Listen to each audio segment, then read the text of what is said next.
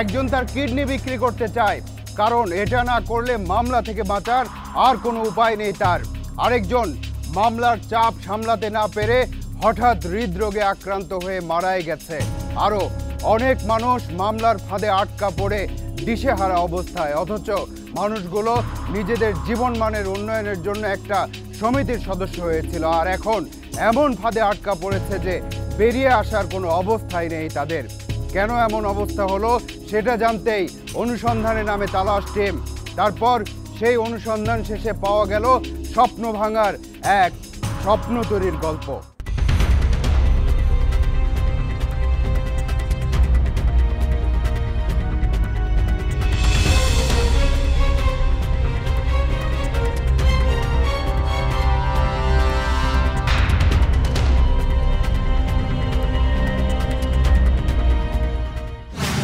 কোনো ঘটনার প্রাথমিক তথ্য আর অনুসন্ধানের বাস্তবতা এক জিনিস নয়। এতক্ষণ আপনারা যেসব তথ্য জেনেছেন সেসবও নিশ্চয়ই একটা দীর্ঘ প্রক্রিয়ার শেষে এসে ঘটেছে, কিন্তু অনুসন্ধান তো শুরু করতে হবে কোনো এক জায়গা থেকে। তালাশ টিমের এবারের গন্তব্য সিলেট।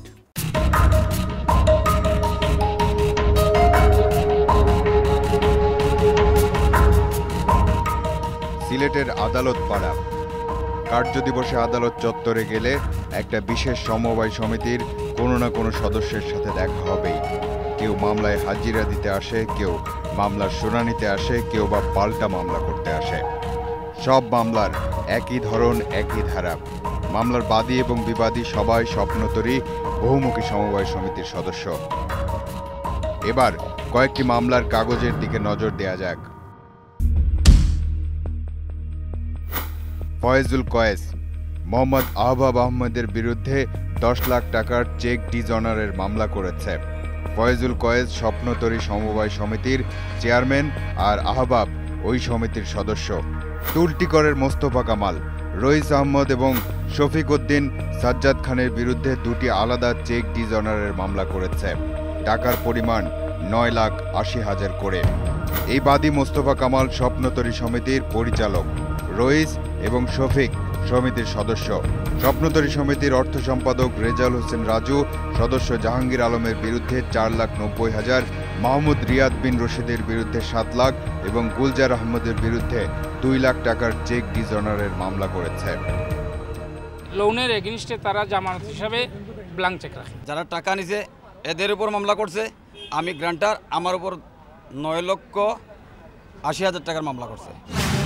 এতক্ষণ আপনারা হাতে গোনা কয়েকটি ঘটনার কথা জানলেন, কিন্তু বাস্তব পরিস্থিতি হলো 200-রও বেশি মানুষ এমন মামলার শিকার, অথচ মানুষগুলো ঋণ নিয়ে নিজেদের প্রয়োজন মেটাতে গিয়েছিলেন অথবা জীবনে কিছুটা সচ্ছলতা আনতে চেয়েছিলেন, কিন্তু শেষ পর্যন্ত তাদের পথেই নামতে হলো।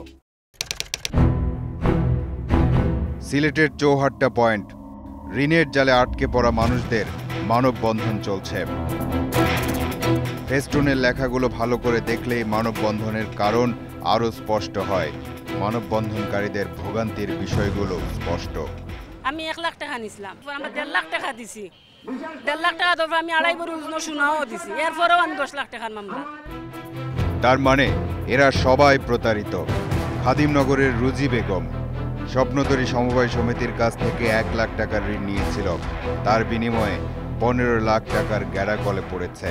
2 বছর থেকে মামলা খাই, এখন গত বৃহস্পতিবারে আমার সাজা দেওয়া হয়েছে। 1 বছর 15 লাখ টাকা ফাইন হয়েছে। এখন সোয়েটার আমার কাছ থেকে নেওয়া হয়েছে, গোলাপ ফাঁস লাগানি ছাড়া আমার কোনো রাস্তা নাই। আমি যদি এই মামলায় আপিল করতে হয়, আমাকে আগে 10 লক্ষ টাকা কোর্টে জমা দিতে হবে। এই আইনটা আমি অবশ্যই আমি বলতে কোনো দ্বিধা নেই যে ইট ইজ এ ব্ল্যাক ল। স্বপ্ন তরি কেমন সে তরি যেখানে উঠলে পরিণতি রুজি বেগমদের মতো হয়। এবার তাহলে সেই স্বপ্ন তরি সম্পর্কে কিছুটা ধারণা নেওয়া যাক, দেখা যাক কোন আদর্শে চলে তারা। স্বপ্নতরী বহুমুখী সমবায় সমিতি। সিলেটের শিবগঞ্জ এলাকার সোনাপাড়ায় এই সমিতির প্রধান কার্যালয়। সমবায় অধিদপ্তর কর্তৃক নিবন্ধিত এই প্রতিষ্ঠান 2009 সালে কার্যক্রম শুরু করে। উদ্দেশ্য সভ্যগণকে সমবায়ের 7টি চেতনায় আবদ্ধ করে জীবনযাত্রার মান ও আর্থসামাজিক উন্নয়ন। সমবায় অধিদপ্তরের সর্বশেষ নিরীক্ষা প্রতিবেদনে দেখা যাচ্ছে সমিতির মোট সদস্য সংখ্যা 152। ফয়েজুল কয়েসের সভাপতিত্বে ব্যবস্থাপনা কমিটিতে একজন করে সহসভাপতি, সম্পাদক, কোষাধ্যক্ষ আর 5 জন সদস্য আছে। সমবায় সমিতি বা কিতা তখন এটা মাইন্ড নাই যে এরকম আমরা চলমু খাতা কলম লইয়া এরপরে এমন এক সাড়া যে করলাম বিভিন্ন জায়গাতে না ভাই আপনারা সমিতি করলাম আমরা কইলা না বলে ভাই আমরা তো ইলা জিও নাই বাধ্যই আমরা বই ছাপাইলাম বাধ্যই আগে আমরা একটা অফিস করতে জিও করলাম। সমিতির এই বিমা বইটি দেখুন। 2014 সালে সমিতির সদস্য সংখ্যা 2500 ছাড়িয়েছে। বর্তমানে 3000-এরও বেশি সদস্য আছে স্বপ্নতরী সমবায় সমিতির।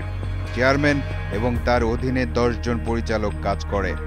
যতজন পরিচালক আছে ততজন সহকারী পরিচালকও আছে, কিন্তু পরিচালকের কোনো পদই অনুমোদিত ব্যবস্থাপনা কমিটিতে নেই। আর যে বিমা করার জন্য বই করা হয়েছে সেই বিমা কি অনুমোদিত? সঞ্চয় তারা যে সঞ্চয় দেয় অথবা ঋণ নেয় ওইটার একটা পাস বই থাকবে, ওইখানে বিমার কথা বলার সুযোগই নেই।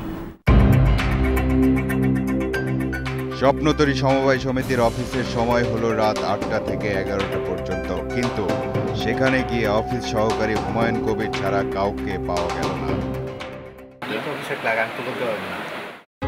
সমিতির সম্পাদক অ্যাডভোকেট ইকবাল আহমেদের সাথে কথা হলো মোবাইলে। ইন্ডিপেন্ডেন্ট টিভি থেকে। হ্যাঁ, আসসালামু আলাইকুম। আসবেন এখন? আমরা ওয়েট করলাম। তালাশ টিমকে অপেক্ষা করতে বলে তিনি আর এলেন না, পাঠালেন স্থানীয় সাংবাদিক আর প্রভাবশালীদের। না না, ব্যস্ততা আমাকে উনি বললেন কেন আধা ঘন্টা বসে। এই জিনিসটা তো বাদ জিনিস, এটা তো বাদ জিনিস। বলাই যেতে পারে মাথায় অনেক বুদ্ধি আছে ওই স্বপ্নতরী সমবায় সমিতির কর্তা ব্যক্তিদের। সমিতির সাধারণ সরল বিশ্বাসের সদস্যরাও আস্থা রেখেছিল সেসব কুটিল বুদ্ধির লোকজনের উপরে, আর তাতেই অদৃশ্য ফাঁদে আটকা পড়ে বেশ কিছু মানুষ। এবার সেই ফাঁদ পাতার পদ্ধতিটা দেখুন। স্বপ্নতরী সমবায় সমিতি সদস্যদের অনুমোদিত অঙ্কের অতিরিক্ত অর্থ ঋণ দিয়ে থাকে। সমিতির কোনো সদস্য যদি কোনো বড় অঙ্কের ঋণ নেয় তাহলে সেই সদস্যকে জামানত হিসেবে 3 থেকে 4টি ব্ল্যাঙ্ক চেক দিতে হয়, অর্থাৎ যে চেকে স্বাক্ষর থাকে কিন্তু টাকার অঙ্ক থাকে না। গ্যারান্টারের কাছ থেকেও তারা ব্ল্যাঙ্ক চেক নিয়ে রাখে। টাকার অঙ্ক প্রাপকের জায়গাটা খালি রেখে এই ধরনের স্বাক্ষরিত ব্ল্যাঙ্ক চেক যদি কেউ রাখেন তাহলে এটা সম্পূর্ণ বেআইনি। যেহেতু বেআইনি তাই কাগজে কোনো প্রমাণ রাখে না সমিতি। ঋণের একটা বড় অংশ পরিশোধ হওয়ার পর সমিতির চেয়ারম্যান সেই সদস্যের কাছে ঋণের 5 থেকে 6 গুণ টাকা চেয়ে বসে। না দিলে খালি চেকে 5 থেকে 6 গুণ টাকার অঙ্ক বসিয়ে মামলা করে দেয়। শুধু ঋণ গ্রহীতা নয়, গ্যারান্টারের সাথেও একই কাজ করা হয়। এখানে সবচেয়ে বড় চাতুরির বিষয় হলো মামলাগুলো সমিতি করে না, পরিচালক এবং সহকারী পরিচালকদের ব্যক্তিগত ঋণ দেখিয়ে মামলা করা হয়। মামলার মাধ্যমে টাকা আদায় হলে সেই টাকা নেয় সমিতির চেয়ারম্যান। কোনো পরিচালক বা সহকারী পরিচালক মামলা না করতে চাইলে তাদের পরিণতি হয় এই শাহিনের মতো। অনেক লোকরে আমি চিনিও না, নামও জানি না আমি, তারপরে আমার দোয়ে মামলা করে। আমি বললাম না, আমি আমার দ্বারা সম্ভব না, আমার আল্লাহর কাছে মাফ করে দিলাম, আমি সমাধান সমিতির পারতাম না। তখন তারা আমার পিছে পিছে আইসে আইয়া মোটরসাইকেল দিয়ে আমার ধাক্কা মারছে আমার চেয়ারম্যান। রুবেল স্বপ্নতরী সমবায় সমিতির একজন সহকারী পরিচালক। রুবেলও ব্ল্যাঙ্ক চেক দিয়েছে স্বপ্নতরী সমিতিতে। সেই চেকে বড় টাকার অঙ্ক বসানোর ভয় দেখিয়ে রুবেলকে দিয়েই অন্য সদস্যদের বিরুদ্ধে মিথ্যা মামলা করতে বাধ্য করেছে চেয়ারম্যান ফয়েজ। এসব মানসিক চাপে কয়েকদিন আগে হৃদরোগে আক্রান্ত হয়ে রুবেল এখন হাসপাতালে। 30-35 জনের আমি লোন দিয়েছিলাম, এর মধ্যে মনে করেন 20 থেকে 25 জনের ব্ল্যাঙ্ক চেক নিয়েছে। আপনার নিজের কতগুলো ব্ল্যাঙ্ক চেক দিয়েছেন? আমার নিজের ব্ল্যাঙ্কেট চেক আমার এবং আমার ফ্যামিলির প্রায় 20টার মতো হবে। এখন কি হবে তাহলে? স্মারকলিপি সহ অন্যান্য সরকারের দৃষ্টিগোচর করার জন্য যা করার ইনশাআল্লাহ আমাদের আমরা করব ইনশাআল্লাহ। মানে পুলিশ যদি আপনাদের সহযোগিতা চায় সেক্ষেত্রে করবেন, কিন্তু এলাকার লোকজন জনগণ যদি আপনার সহযোগিতা চায় আপনি সেটা করবেন না? না, করব, অবশ্যই করব, কিন্তু সেই প্রসেসটা বোধহয় সেই টাইমটা বোধহয় এখন নাই, যেহেতু ওই যে মামলাটা হয়ে গেছে। অনুষ্ঠানের শুরুতেই বলেছিলাম একজন ব্যক্তি তার কিডনি বিক্রি করে দিতে চায়, কারণ এটা না করলে মামলা থেকে বাঁচার আর কোনো উপায় নেই তার। কিন্তু এমন কি মামলায় জড়ালো সে যার জন্য কিডনিটাই বিক্রি করে দেওয়ার সিদ্ধান্ত নিতে হলো? এবার সেই প্রশ্নের উত্তর জানতে চাই। সিলেট এম.এ.জি. ওসমানী মেডিকেল কলেজ এবং হাসপাতাল এই বিভাগের সবচেয়ে বড় সরকারি হাসপাতাল। হাসপাতালের গেটের একটা পোস্টারে হঠাৎ চোখ আটকে গেল। রইস নামে একজন বাঁচার জন্য নিজের কিডনি বিক্রি করে দিতে চায়। 2 ঘন্টা পর পোস্টারে দেয়া মোবাইল নম্বরে রইসকে ফোন দিল তালাশ টিমের একজন। হ্যালো, আপনি বোধহয় কিডনি বিক্রি করবেন, তাই না? জি জি, আপনি কি কিনবেন? পরের দিন রইসের দেয়া ঠিকানায় তার বাড়িতে তালাশ টিম। রইস বাড়িতে নেই, মোবাইলও বন্ধ। বিভিন্ন সূত্রে খোঁজ নিয়ে একসময় পাওয়া গেল তাকে। এমন কি বিপদ যে শরীরের অন্যতম গুরুত্বপূর্ণ অংশ কিডনি বিক্রি করে দিতে হচ্ছে তাকে? সমস্যাটা শুধু সমস্যা তো বলে তো সমাধান হবে না, বলে কি করব। এই রইসের মামলা সম্পর্কে আপনারা অনুষ্ঠানের শুরুর দিকেই জেনেছেন। একটা সিএনজি অটোরিকশার গ্যারেজে কাজ করে রইস। সেও স্বপ্নতরী সমবায় সমিতির একজন সদস্য। সমিতি থেকে ঋণ নিয়েছিল 2 লাখ টাকা, আর তার বিরুদ্ধে এখন 9,80,000 টাকার মামলা ঝুলছে। কিডনি বিক্রি করা ছাড়া তার নাকি আর কোনো উপায় নেই। মামলা যেহেতু হয়েছে, কোর্টের মাধ্যমে বিচার হবে, 9,80,000 টাকা দিতে হবে। কি করে দেবো, তো বাধ্য হচ্ছি যেটা। এই ব্যক্তির এখন কি করার আছে? 9,80,000 টাকা সে কোথায় পাবে? অনুসন্ধান করতে নেমে আমরা এমন একজন ব্যক্তিকে পেয়েছি যার অবস্থা এই রইস নামের ব্যক্তির চেয়েও শোচনীয়। জীবন নিয়ে বলতে গেলে অথই সাগরে হাবুডুবু খাচ্ছে সে। মূল ঘটনা কিন্তু একটাই। 4 মিনিট পর আসছে। এখন কথা হলো, এত মামলা করে লাভ কি তাদের? এর প্রথম উত্তর হলো, পরিকল্পনা এতটাই সূক্ষ্মভাবে করা থাকে যে মামলা করতে পারলেই লাভের সম্ভাবনা বেড়ে যায়। আর দ্বিতীয় উত্তর হলো, অনেকেই মামলার হয়রানির ভয়ে আগেই টাকা দিয়ে আপোষ করে বাঁচে। পুরো টাকাটা সুদে আসলে ফেরত দেওয়ার পরও দেখা যাচ্ছে যে ঋণদাতা যারা, তারা সেই চেকটা ফেরত দিচ্ছে না, এবং কোনো কোনো ক্ষেত্রে তারা যে টাকাটা দিয়েছিল তার বহুগুণ অঙ্ক লিখে মামলা করে দিচ্ছে। তো এটা হচ্ছে কি, এটা আমাদের আইনের ভাষায় যেটাকে বলে যে abuse of the process of law. এটা একটা বড় চক্র। সিলেটের প্রভাবশালী মহলের ছত্রছায়ায় এই চক্র স্বপ্নতরী সমিতির নামে বেশ কিছু নিম্ন আয়ের মানুষকে ঋণের জালে আটকে ফেলেছে। এই চক্রের মূল ব্যক্তি নাকি ফয়েজুল কয়েস, স্থানীয়দের কাছে গালকাটা কয়েস নামে পরিচিত। সে স্বপ্নতরী সমিতির চেয়ারম্যান। তার প্রধান সহযোগী ভাইস চেয়ারম্যান শাহ আব্দুল আজিজ, সম্পাদক অ্যাডভোকেট ইকবাল আহমদ এবং যুগ্ম সম্পাদক রেজাউল হোসেন রাজু। আর পরিচালকদের মধ্যে আছে আকিক আহমেদ, আলিমউদ্দিন মান্নান, আফজাল আহমদ চৌধুরী এবং মোস্তফা কামাল। পরিচালক এবং সহকারী পরিচালকরা সমিতির সদস্যদেরকে প্রতারণার জালে টেনে আনে। তারাই মূলত সদস্যদের কাছ থেকে নেয়া ব্ল্যাঙ্ক চেকে মোটা অঙ্ক বসিয়ে টাকা দাবি করে। টাকা না দিতে পারলে সমিতিকে একপাশে রেখে ব্যক্তিগত ঋণ হিসেবে মামলা করে দেয়। যে মূল হত্যা বলা হচ্ছে, চেয়ারম্যানকে গ্রেপ্তার করেছি, তার আরেকজন অন্যতম সহযোগী গ্রেপ্তার করেছি, আর যারা যারা জড়িত আছে অবশ্যই তাদেরকে আমরা গ্রেপ্তার করব। এবার দেখা যাক যারা মামলা করেছে তাদের আর্থিক অবস্থা কেমন। স্বপ্নতরীর সহকারী পরিচালক খালেদের বাড়িতে তালাশ টিম। এটা খালেদের ভাড়া বাড়ি, সে বাড়িতে নেই।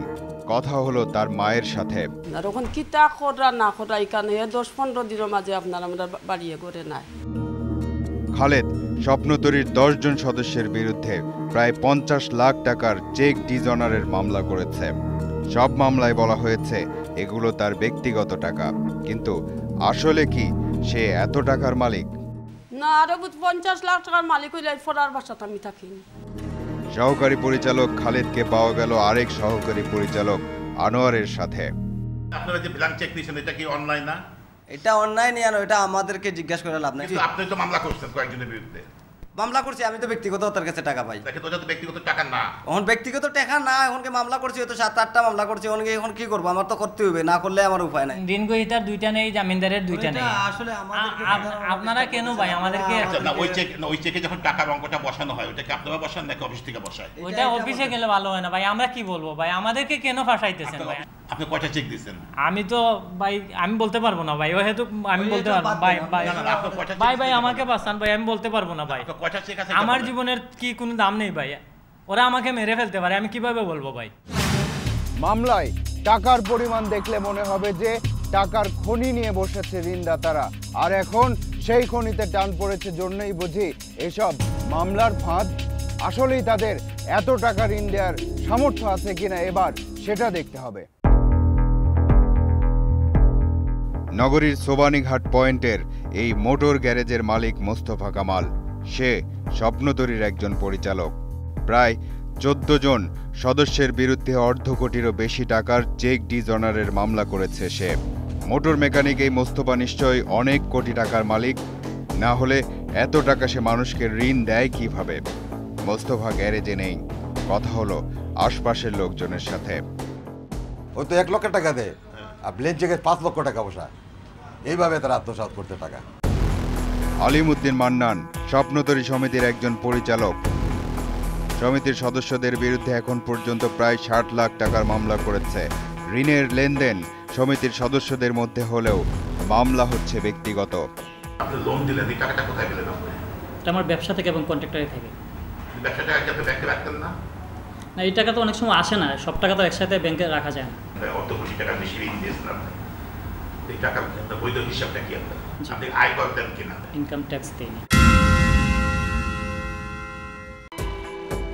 আলিমউদ্দিন মান্নানের আসলে এত টাকা মানুষকে ঋণ দেওয়ার সামর্থ্য আছে কিনা সেটাও যাচাই করা দরকার। এরই মধ্যে তালাশ টিম জানতে পারল যে সিলেট শহরের শাহজালাল উপশহর এলাকার এই বাড়িতে ভাড়া থাকে আলিমউদ্দিন মান্নান।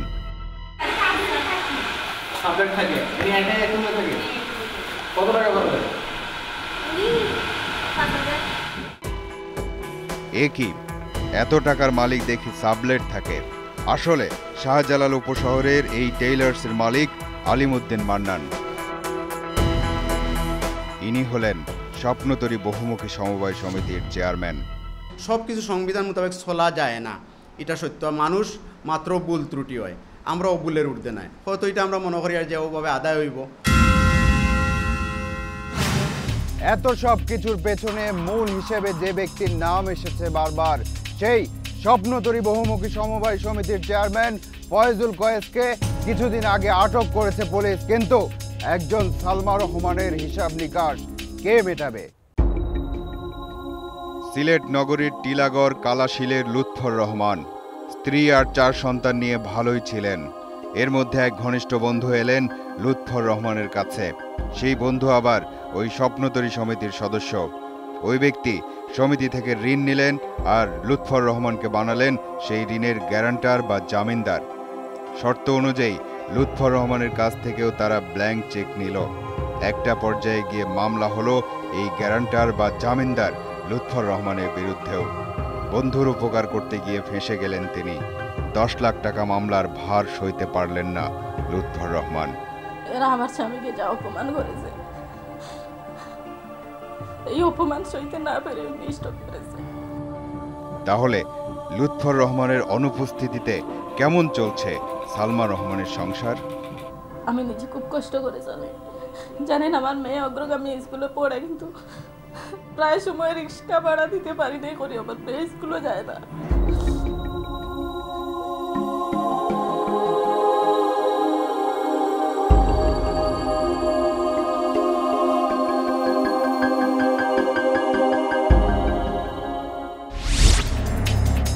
খুবই পরিকল্পিতভাবে, আরো স্পষ্ট করে বললে বলা যায় নিখুঁত ছক এঁকে পাতানো ফাঁদ এটা। এখন পেছনের সত্য যতই উদ্ঘাটিত হোক না কেন, একটা নির্দিষ্ট পরিণতি পাওয়ার আগ পর্যন্ত তো মানুষগুলো এই মামলার হয়রানি থেকে রেহাই পাবে না। আর যারা এমন অপরাধের বিরুদ্ধে ব্যবস্থা নেন, তারা যদি পাশে এসে দাঁড়ান, তবেই হয়তো ভোগান্তি কিছুটা হলেও কমতে পারে। এবার যেতে হবে। আজ চলে যাচ্ছি, কিন্তু যাচ্ছি না। পরবর্তী অনুসন্ধান শেষে তালাশ টিম আবারও এসে দাঁড়াবে আপনাদের সামনে। দর্শক, আপনাদেরকে নিয়ে আপনাদের জন্য এই অনুষ্ঠান। লিখুন এই ঠিকানায়। প্রযোজক তালাশ, ইন্ডিপেন্ডেন্ট টেলিভিশন, 149-150 তেজগাঁও শিল্প এলাকা, ঢাকা 1208। ইমেইল করতে পারেন talas@independent24.tv এই ঠিকানায়। আপনার অনুসন্ধানী মনের দরজা জানালা খোলা রাখুন। কিছু বেরিয়ে এলে আমাদেরকে জানান। তালাশ টিম থাকবে আপনার সাথে।